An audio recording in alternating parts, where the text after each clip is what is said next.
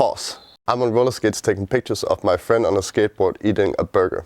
Let's roll the clip and I'll introduce you to the behind the scenes of my photo shoot for Burger King.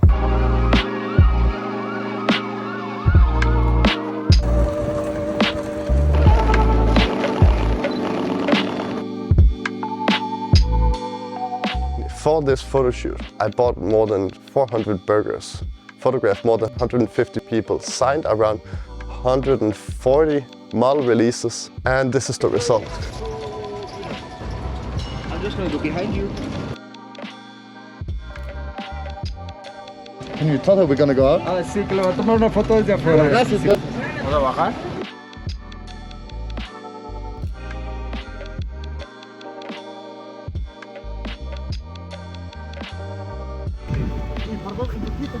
Sí, exactamente, ¿viste?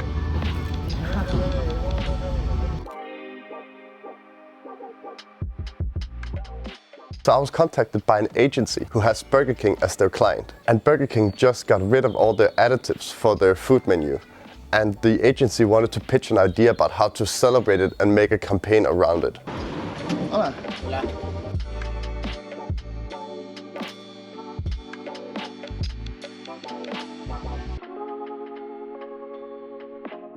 What the agency came up with was a campaign of black and white street photography style photographs that shows the natural Mexico City with people and their products.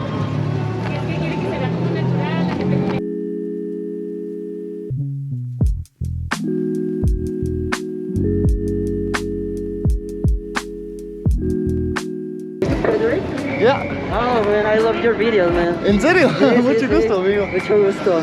¿Estás un fotógrafo de la calle también? Ajá, fotos de calle, sí, sí. Perfecto. I'll send it as well. Muchas gracias, y bueno. Muchas gracias. She wanted me to tell you that the money's gonna really help. Oh, that is so good. Very grateful. No, I am grateful. Muchas gracias para ti, en serio. Please. I don't even eat meat. No. She's not vegan. She's not vegan. Okay. So that was the agency's fundamental idea, to do a photo campaign around removing additives from their product line. Next step in this process is the agencies making a brief where they explain and show Burger King what they had in mind in terms of style and in terms of the photographers who they think could be potential candidates for executing this campaign. Move his hands so we don't see the hands that much. La hamburguesa tiene que verse como más. Entonces nada más como que agárrale tantito. Ahorita te doy una servilleta. Ajá. Está divertido porque pues vas así en la calle, vas conociendo a la mano. Creo grabarlo en acción, mano.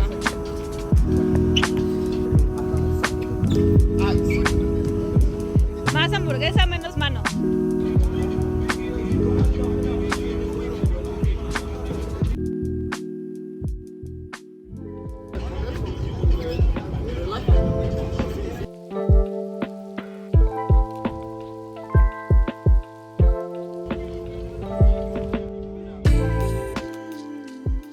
So the agency had 3 candidates that they all included in the brief that all of us received, which was kind of odd, I think. The first candidate they had was Yvonne Venegas, who is an incredibly talented and accomplished photographer. Her work has been collected by the Museum of Modern Art in San Francisco. The second option was Emanuel Lubetsky, a legend, the director of photography for The Revenant, Gravity, Children of Men, and many more. And that has got him 3 Oscars. And then there was me. Which was wild, just to be in the consideration of photographers like that.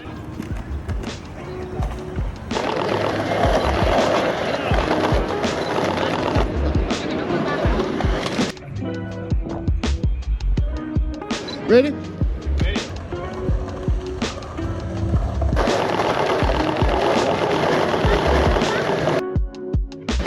Okay, let's try to get more speed. More speed? Yeah.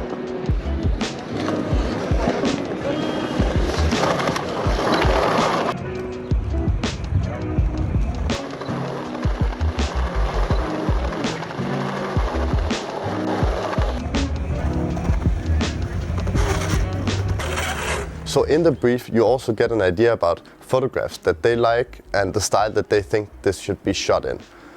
After that, I make my pitch, which is basically my take on how I think this project should run in terms of cities that I think it should be shot in, how I would do it, maybe even attach photographs that I've taken in the past to illustrate that I can fit my style within this narrative that they would like.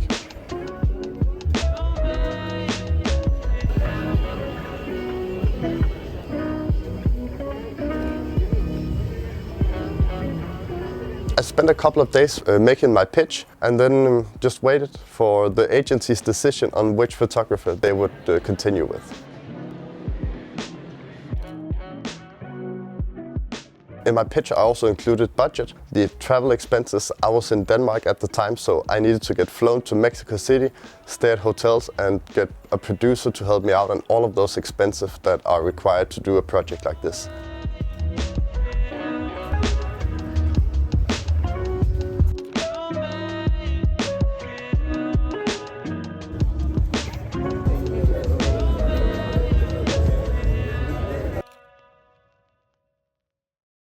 In the agency's brief, they also said that after the project is done, they're going to exhibit all the photographs at a really nice museum in Mexico City called the Museum of Photography.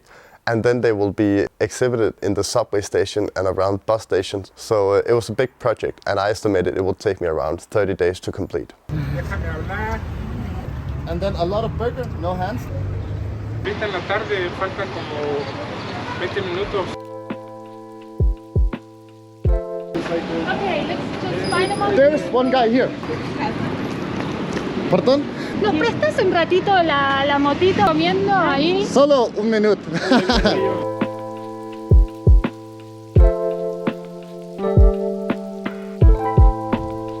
And then relax as much as possible. Relaje. Yo creo que está bien. And we need to give her something. Sí. 10 days after I sent my pitch to the agency, I was told that they were going to move forward with me as the photographer, which meant I had to be in Mexico City within 3 weeks and start shooting.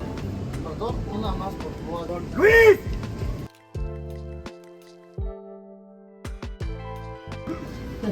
Está buena. ¡Luis!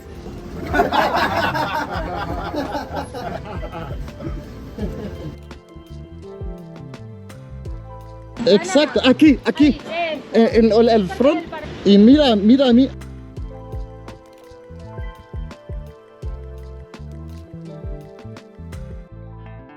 When we got closer to the start date, I received a whole mood board with photographers that I really like William Klein, Cartier-Bresson, and all of these great documentary and street photographers, which was great, and I loved that it was in the style that I also like. But it was also at this time that I started, for the first time, doubting myself in this project, because I saw the references of photographs that they had in mind, the agency, and their photographs are based on some of the most talented photographers of our time and some of their best work that they have ever done. And all of that, that's fine. But the problem and the big difference is this.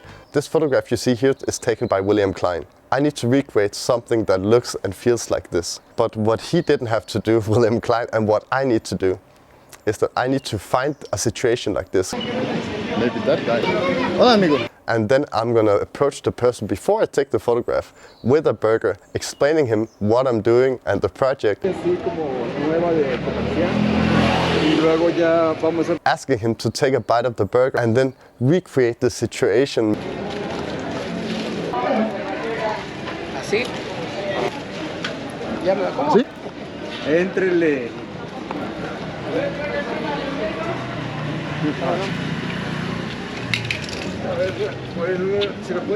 After that, I need to make sure that he will sign a model release so we can use the photograph commercially. That's the issue. Another issue that I didn't foresee or expect was that when you photograph people with a burger, then the bun will always be overexposed. Which brings me to the sponsor of this video, Capture One. So let me show you how I, in Capture One, fix this. So here we have a photograph of a guy and his dogs eating a burger. Everyone is exposed as they should be, but the burger is overexposed. But in Capture One, you can make your own brush. I have called mine the burger brush, which basically just decreases the exposure, the highlights and the shadows, and then I just paint all over this burger. After that, I just slightly decrease the exposure of the overall image, and suddenly you can see that he's actually holding a burger instead of this like overexposed white silhouette. Thank you so much to Capture One for sponsoring this video and supporting my channel. I put a link in the description with a code that will give you 20% off your annual subscription, so make sure to check them out.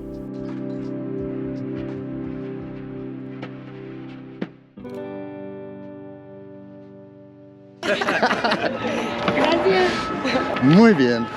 And on top of that, for this shoot, we also needed their ID or social security number so we can have a photo with the model release and their ID next to them. So that was the challenge.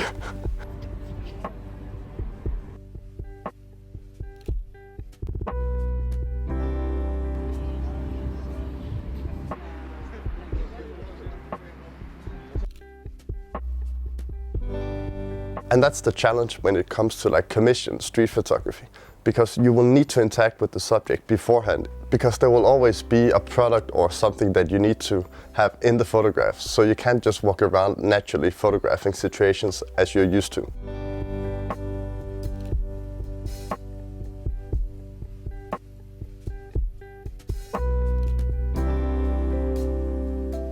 So it's day one of the shoot. I actually invited a friend of a friend because I thought it would be better to try the first day in a controlled environment where I have a lot of time to interact with the person who I'm photographing and see how this works. Do you eat meat?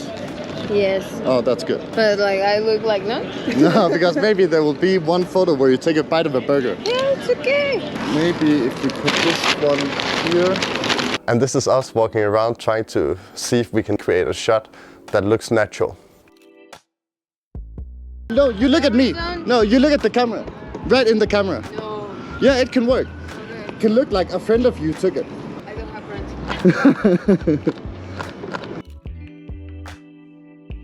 You're taking fun of me. No, you're good. But I want to see rings. Okay. And then just eat. Don't think too much. I'm not okay. I think we did around 3 hours of shooting, and then I went home, quickly edited the photographs and sent them off to the agency in order to get their feedback on what they thought. And I was met with a lot of criticism. They thought it was nothing like we talked about. I knew what they meant and I agreed with them, but I also tried to explain them like the nature of the project.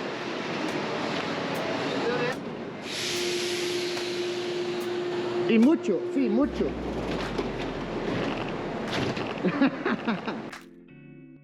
So I decided I'm not going to use any casting or friends or nothing like that. I'm just going to walk around with my camera like I always have done in Mexico City, looking for situations. And then I'm going to insert Burger King into an already natural and organic situation. So instead of dressing up an actor or a friend in like a barber clothing, we're going to go to the barber shop and then insert the burgers into that scene. That's day two.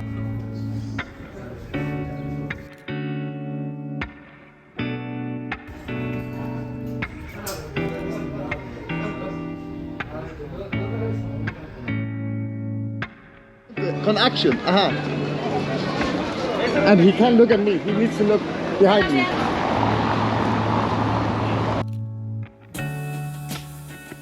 When it comes to locations, we can't use private areas or famous buildings because you will need a release to have that as a background if you're going to use the photographs commercially. So in this video we are mostly just public places without having some iconic famous buildings in the background.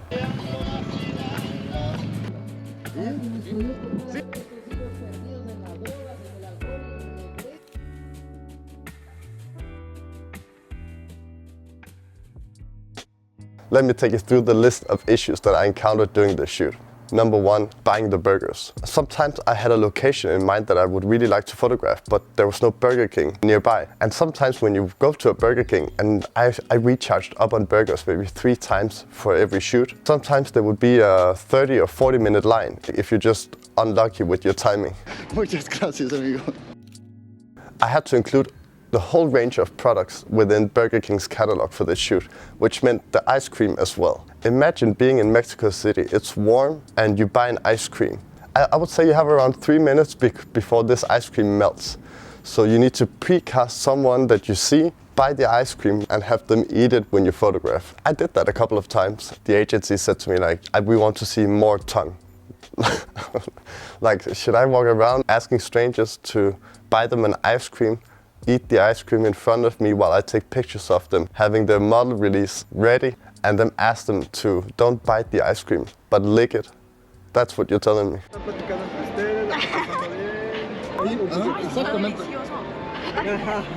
People don't look great when they eat. And the agency specifically told me, no, you can make it look natural. Like if there's lettuce or like sauce dripping out, it's fine, it's gonna look real. But then you send the photos and they're like, it looks kind of gross. Some of the photographs where they eat and it's kind of graphic, like this one, that worked. There was just so many photographs that was ruined because it's difficult to photograph someone eating. So my workflow was pretty simple. I went out and I took photographs for maybe 5 hours.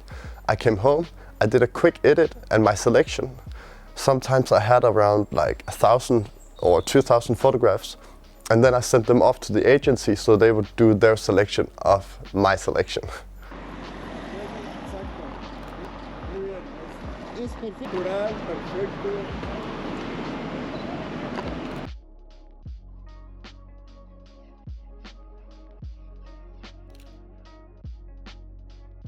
While I'm doing the editing and the importing, I'm charging the camera, the GoPro that you have been watching doing this, and then doing the backup as well.